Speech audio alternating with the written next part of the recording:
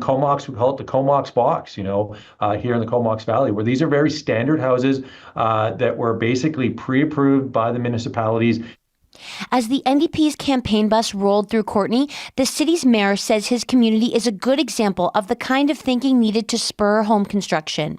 People could just walk in and they knew pretty much what the cost was going to be, but because they were doing them on such a volume, it allowed them to be deployed much faster and much less expensive.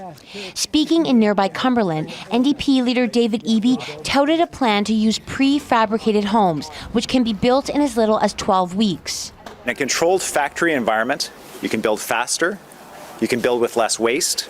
The homes that are built are more consistent and more efficient, and it's cheaper. He also highlighted new provincial laws that allow multifamily units on single-family lots. BC Conservative leader John Rustad unveiled his housing plan in Surrey. He's pledging to fast-track development permits, introduce new tax incentives to spur rental buildings, and remove zero-emission targets, which he says puts an unnecessary burden on builders.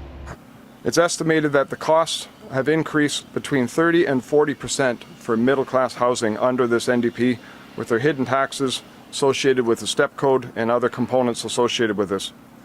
Rustad says he would scrap the NDP's multifamily housing law, which some mayors have said does not work for their communities. Rustad also says he would not force low-barrier supportive housing on any community, and he would shut down existing sites if residents are causing problems. The BC Green Party candidate for Courtenay Comox says neither the Conservatives nor NDP are doing enough to address the province's homelessness crisis. All I've heard is involuntary care. That is the only solution that I've heard. And it is not a solution that is compassionate. It's not even a solution based on evidence. Hamir says the Greens would increase the use of tiny homes for people living on the streets, like has already been done in Victoria and Duncan. Katie DeRosa, CBC News, Cumberland.